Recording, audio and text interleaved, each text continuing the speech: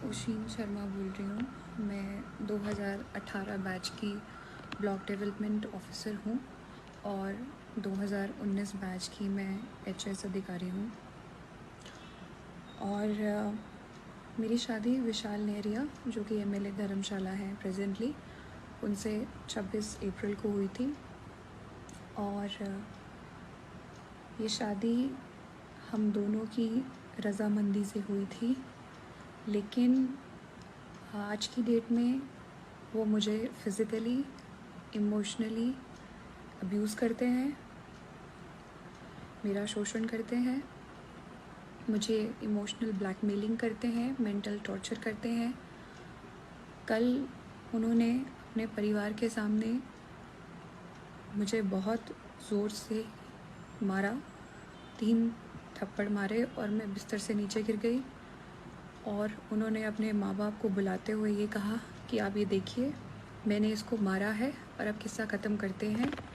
मैं आपको कल मैंने खुद को सेव करने के लिए कुछ फ़ोटोज़ ली हैं, आप देख सकते हैं कि उनकी उंगलियों के निशान मेरे चेहरे पे हैं और मेरे पूरे फेस में बहुत ज़्यादा पेन है। मैंने खुद को बचाने के लिए खुद को कमरे में बंद किया और अपने पेरेंट्स को उसी समय कॉल किया और वो लोग मुझे वहाँ से ले गए।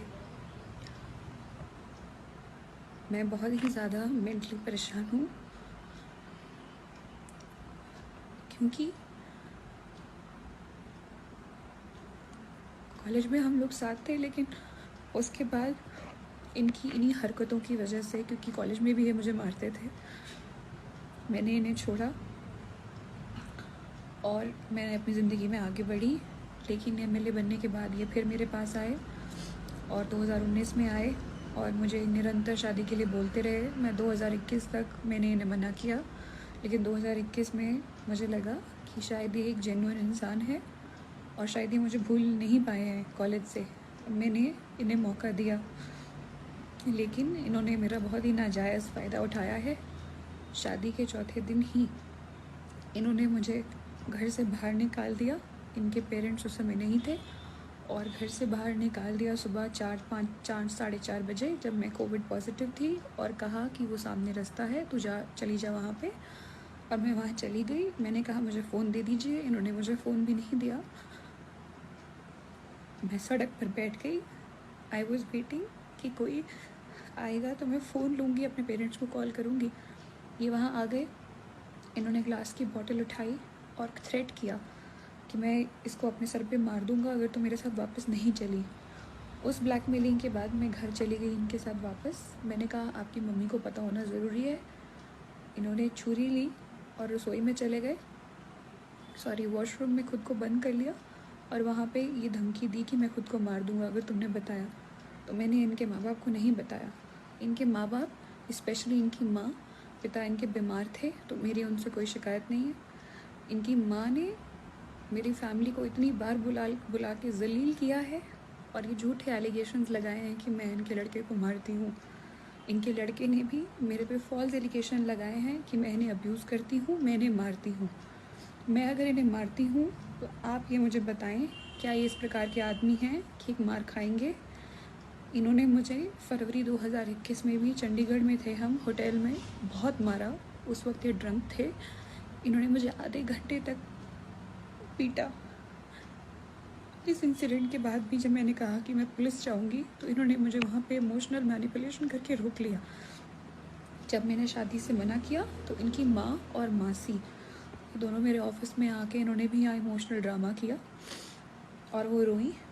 और मुझे एज ए ह्यूमन लगा कि शायद मुझे एक चांस और देना चाहिए।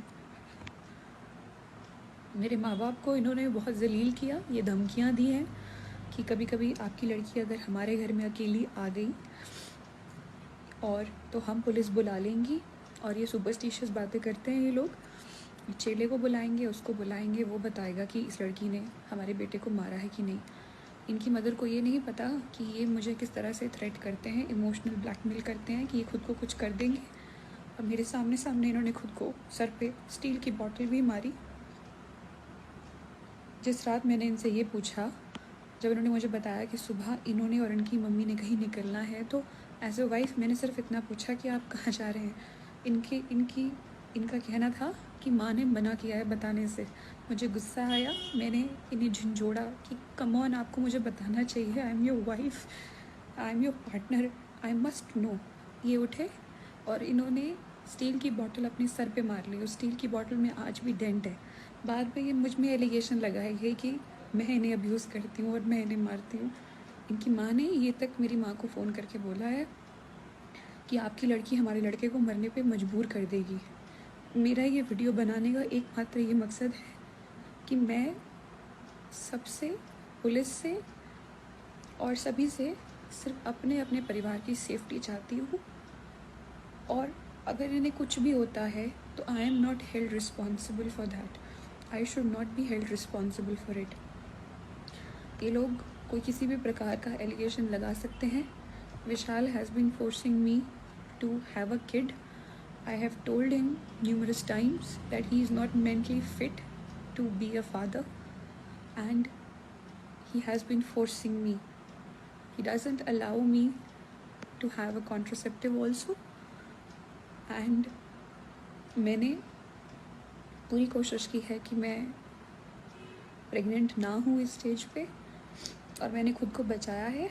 और इसने मुझसे इसी बात पे बहुत बार झगड़ा किया है, ब्लैकमेलिंग की है कि मैं कभी नदी में कूद जाऊँगा, मैं ये करूँगा, मैं वो करूँगा। ये सब इंसिडेंट कल आके ख़त्म हुए जब इन्होंने मुझ पे हाथ उठा के मुझे नीचे फेंक दिया और अपने माँ बाप को बुला लिया कि मैंने इसे मारा है। मैं अपना सारा सामान लेके अपने माँ बाप के साथ रहत आ चुकी हूँ। आज से पूरे 5 दिन बाद मेरी ट्रेनिंग है हिब्बा में 1 जुलाई से।